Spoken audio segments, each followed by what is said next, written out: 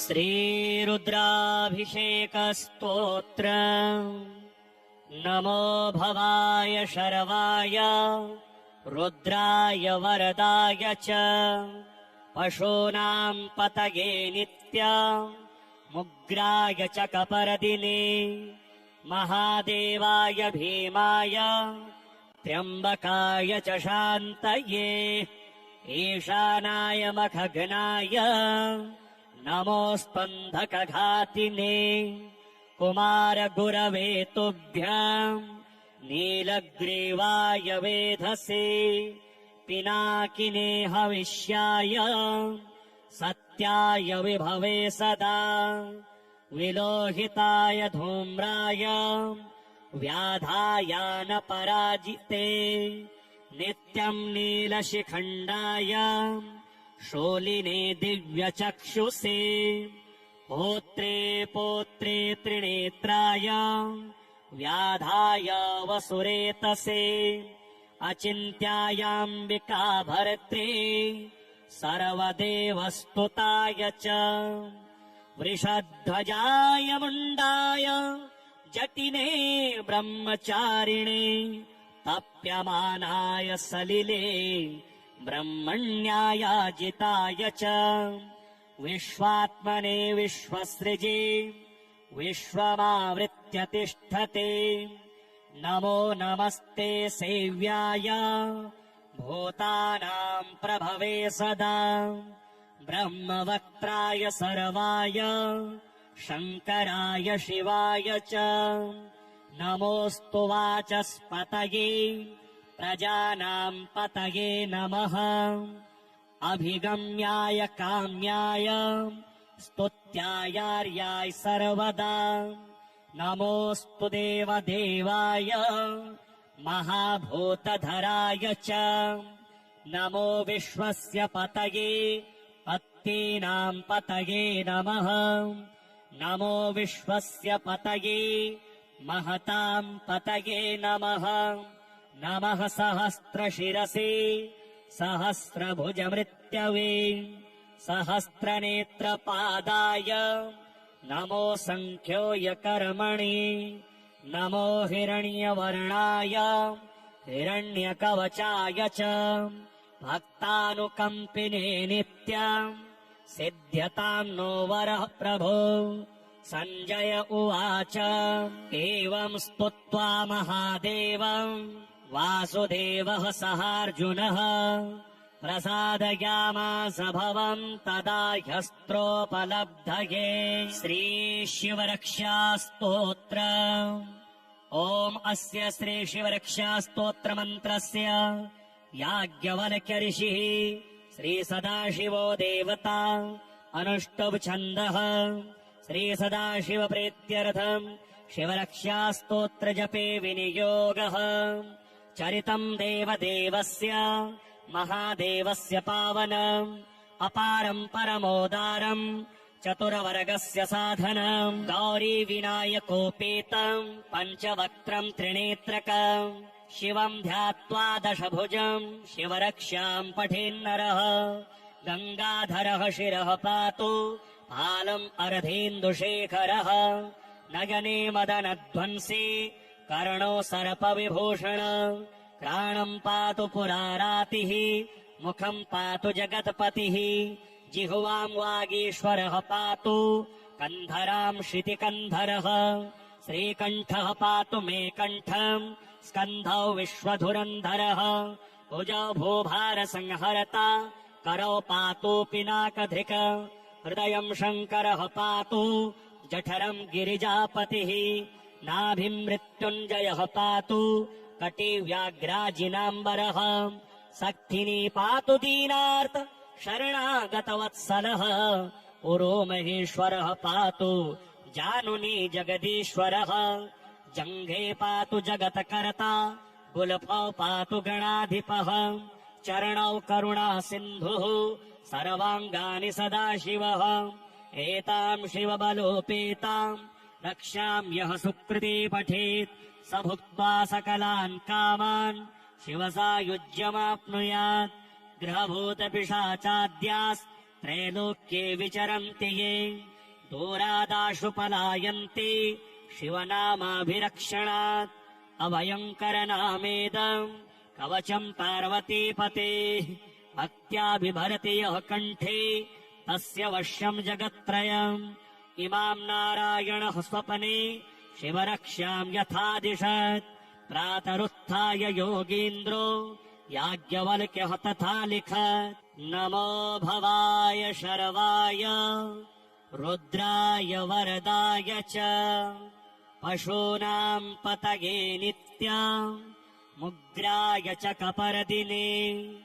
महादेवाय भीमाय त्र्यम्बकाय च शान्तये ईशानाय मखघ्नाय नमोऽस्पन्धकघातिने कुमारगुरवे तुभ्यम् नीलग्रीवाय वेधसे पिनाकिने हविष्याय सत्याय विभवे सदा विलोहिताय धूम्राय व्याधायानपराजिते नित्यम् नीलशिखण्डाय शोलिने दिव्यचक्षुषे होत्रे पोत्रे त्रिनेत्राय व्याधाय वसुरेतसे अचिन्त्यायाम्बिका भर्त्रे सर्वदेवस्तुताय च वृषध्वजाय मुण्डाय जटिने ब्रह्मचारिणे तप्यमानाय सलिले ब्रह्मण्यायाजिताय च विश्वात्मने विश्वसृजे विश्वमावृत्य तिष्ठते नमो नमस्ते सेव्याय भूतानाम् प्रभवे सदा ब्रह्मवक्त्राय सर्वाय शङ्कराय शिवाय च नमोऽस्तु वाचस्पतये प्रजानाम् पतये नमः अभिगम्याय काम्याय स्तुत्यायार्याय सर्वदा नमोऽस्तु देवदेवाय महाभूतधराय च नमो विश्वस्य पतये पत्नीनाम् पतये नमः नमो विश्वस्य पतये महताम् पतये नमः नमः सहस्रशिरसे सहस्रभुजमृत्यवे सहस्रनेत्रपादाय नमो सङ्ख्योऽयकर्मणि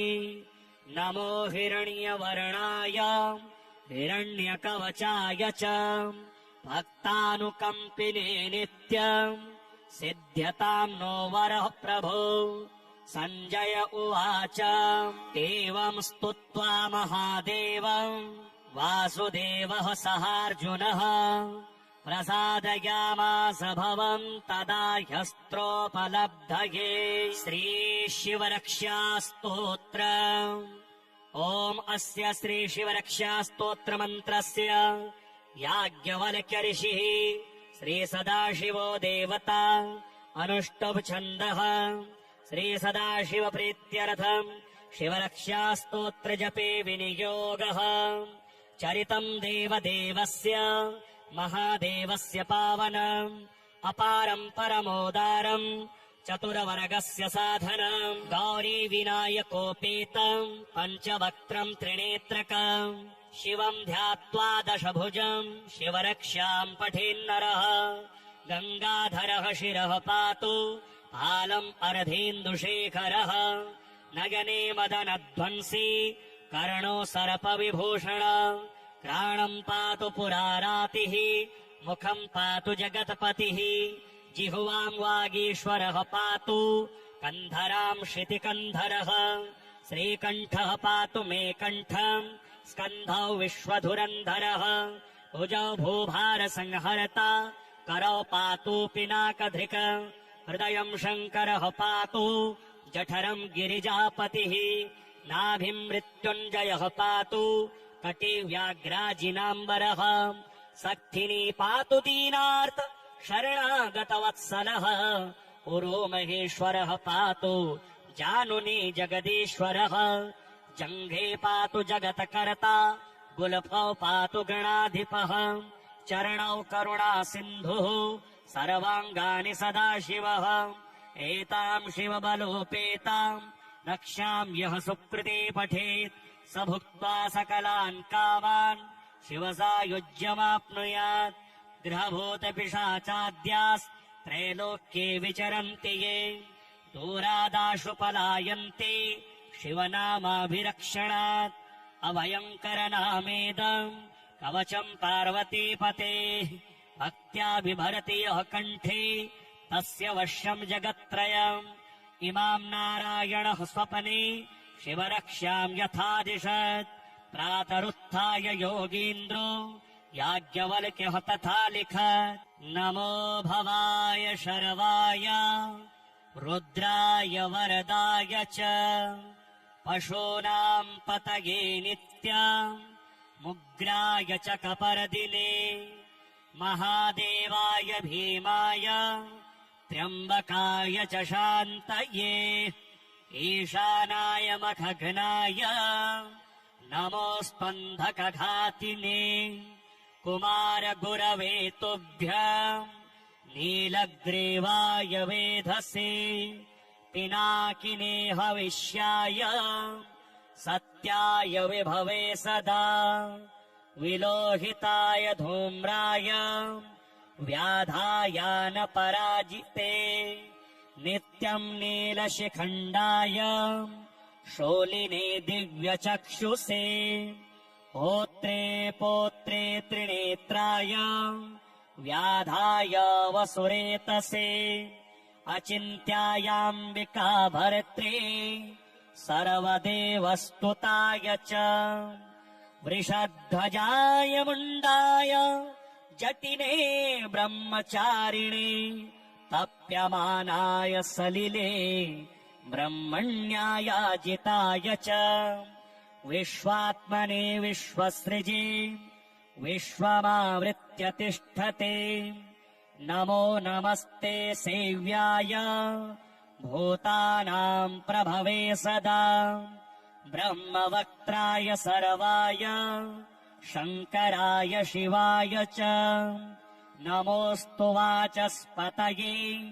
प्रजानाम् पतये नमः अभिगम्याय काम्याय स्तुत्यायार्याय सर्वदा नमोऽस्तु देवदेवाय महाभूतधराय च नमो विश्वस्य पतये पत्तेनाम् पतये नमः नमो विश्वस्य पतये महताम् पतये नमः नमः सहस्रशिरसे सहस्रभुजमृत्यवे सहस्रनेत्रपादाय नमो सङ्ख्योऽयकर्मणि नमो हिरण्यवर्णाय हिरण्यकवचाय च भक्तानुकम्पिने नित्यम् सिद्ध्यताम् नो वरः प्रभो सञ्जय उवाच एवम् स्तुत्वा महादेवम् वासुदेवः सहार्जुनः प्रसादयामास भवम् तदा ह्यस्त्रोपलब्धये श्रीशिवरक्षास्तोत्र ॐ अस्य श्रीशिवरक्षास्तोत्रमन्त्रस्य याज्ञवल्क्य ऋषिः श्रीसदाशिवो देवता अनुष्टुप् छन्दः श्रीसदाशिवप्रीत्यर्थम् शिवरक्षास्तोत्रजपे विनियोगः चरितम् देवदेवस्य महादेवस्य पावनम् अपारम् परमोदारम् चतुरवर्गस्य साधनम् गौरी विनायकोपेतम् पञ्चवक्त्रम् त्रिनेत्रकम् शिवम् ध्यात्वा दशभुजम् शिवरक्षाम् पठेन्नरः गङ्गाधरः शिरः पातु भालम् अर्धेन्दुशेखरः नयने मदनध्वंसी कर्णो सर्पविभूषण घ्राणम् पातु पुरारातिः मुखम् पातु जगत्पतिः जिह्वाम् वागीश्वरः पातु कन्धराम् शितिकन्धरः श्रीकण्ठः पातु मे कण्ठम् स्कन्धौ विश्वधुरन्धरः भुजौ भूभारसंहर्ता करौ पातु पिनाकधिक हृदयं शङ्करः पातु जठरं गिरिजापतिः नाभिं मृत्युञ्जयः पातु कटिव्याघ्राजिनाम्बरः सक्थिनी पातु दीनार्त शरणागतवत्सलः पुरो महेश्वरः पातु जानुनी जगदीश्वरः जङ्घे पातु जगत्कर्ता गुल्फौ पातु गणाधिपः चरणौ करुणा सिन्धुः सर्वाङ्गानि सदाशिवः एतां शिवबलोपेतां रक्षां यः सुकृते पठेत् स भुक्त्वा सकलान् कामान् शिवसायुज्यमाप्नुयात् ग्रहभूतपिशाचाद्यास्त्रैलोक्ये विचरन्ति ये दूरादाशु पलायन्ति शिवनामाभिरक्षणात् अभयङ्करनामेदम् कवचम् पार्वतीपतेः भक्त्याभिभरति यः कण्ठे तस्य वश्यम् जगत्त्रयम् इमाम् नारायणः स्वपने शिवरक्ष्याम् यथादिशत् प्रातरुत्थाय योगीन्द्रो याज्ञवल्क्यः तथा लिखत् नमो भवाय शर्वाय रुद्राय वरदाय च पशूनाम् पतये नित्यम् मुग्राय च कपर्दिने महादेवाय भीमाय त्र्यम्बकाय च शान्तये ईशानाय मखघ्नाय नमोऽस्पन्धकघातिने कुमारगुरवे तुभ्यम् नीलग्रीवाय वेधसे पिनाकिने हविष्याय सत्याय विभवे सदा विलोहिताय धूम्राय व्याधायानपराजिते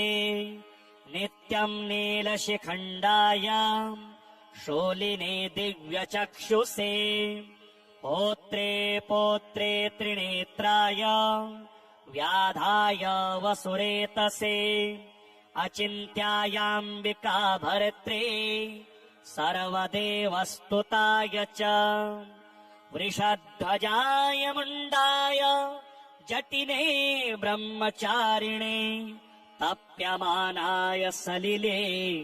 ब्रह्मण्यायाजिताय च विश्वात्मने विश्वसृजे विश्वमावृत्य तिष्ठते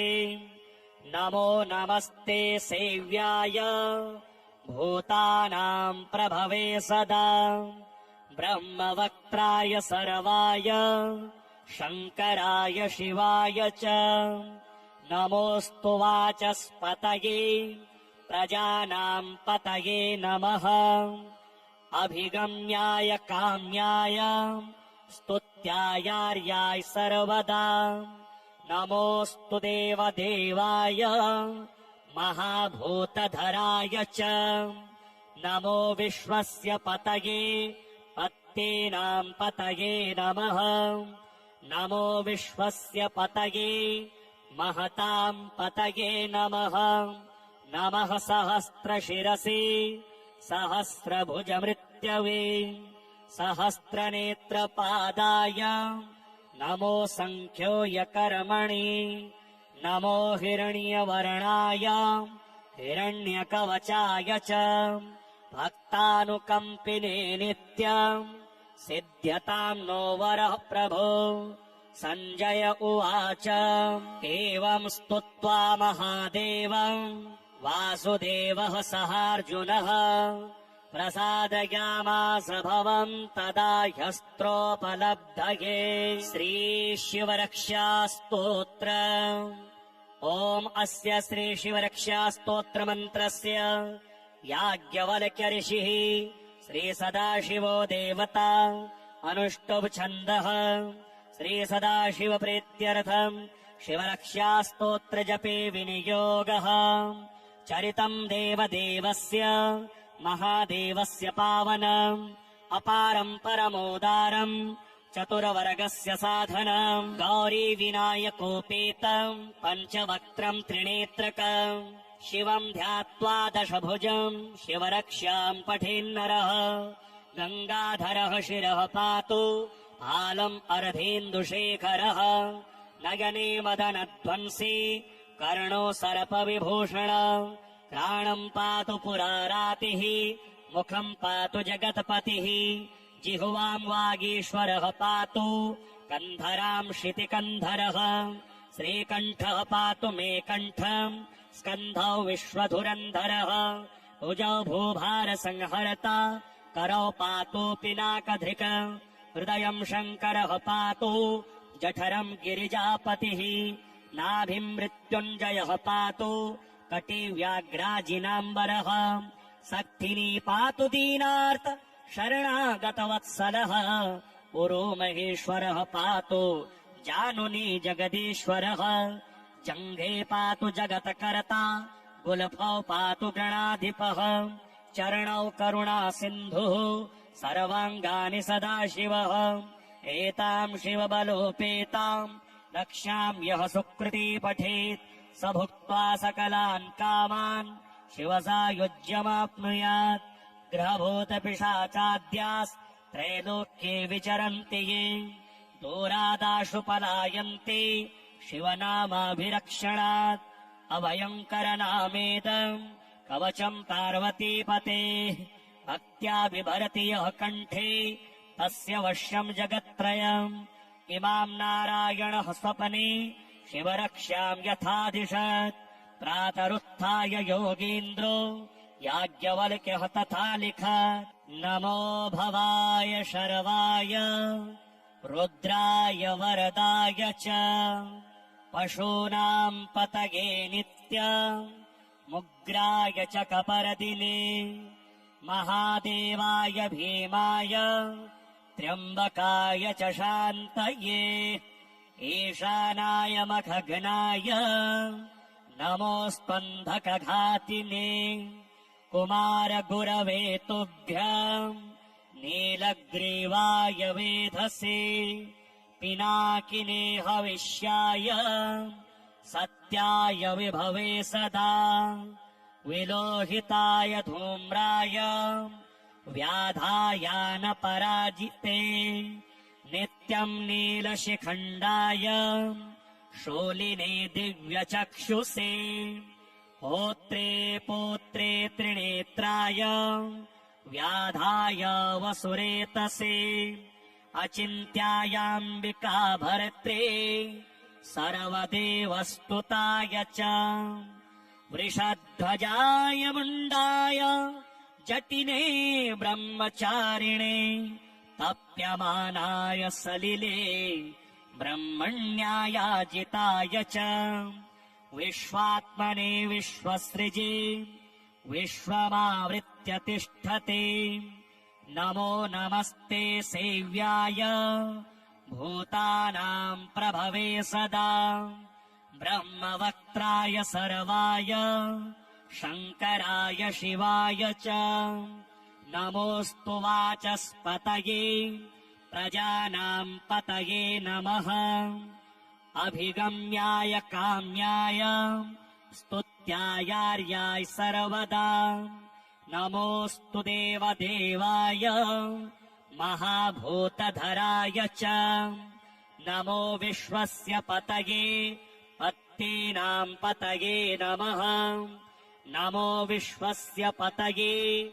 महताम् पतये नमः नमः सहस्रशिरसे सहस्रभुजमृत्यवे सहस्रनेत्रपादाय नमो सङ्ख्योऽयकर्मणे नमो हिरण्यवर्णाय हिरण्यकवचाय च भक्तानुकम्पिने नित्यम् सिद्ध्यताम् नो वरः प्रभो सञ्जय उवाच एवम् स्तुत्वा महादेवम् वासुदेवः सहार्जुनः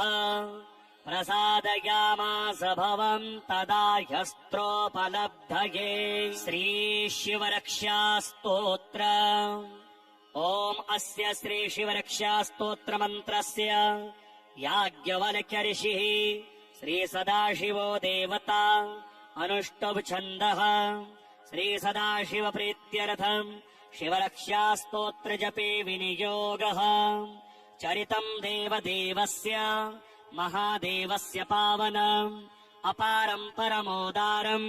चतुरवर्गस्य साधनम् गौरी विनायकोपेतम् पञ्चवक्त्रम् त्रिनेत्रकम् शिवम् ध्यात्वा दशभुजम् शिवरक्षाम् पठेन्नरः गङ्गाधरः शिरः पातु आलम् अर्धेन्दुशेखरः नयने मदनध्वंसी कर्णो सर्पविभूषण प्राणम् पातु पुरारातिः मुखम् पातु जगत्पतिः जिह्वाम् वागीश्वरः पातु कन्धराम् शितिकन्धरः श्रीकण्ठः पातु मे कण्ठम् स्कन्धौ विश्वधुरन्धरः भुजौ भूभारसंहर्ता करौ पातु पिनाकधिक हृदयम् शङ्करः पातु जठरम् गिरिजापतिः नाभिम् मृत्युञ्जयः पातु कटिव्याघ्राजिनाम्बरः सक्थिनी पातु दीनार्त शरणागतवत्सलः पुरो महेश्वरः पातु जानुनी जगदीश्वरः जङ्घे पातु जगत्कर्ता गुल्फौ पातु गणाधिपः चरणौ करुणा सिन्धुः सर्वाङ्गानि सदाशिवः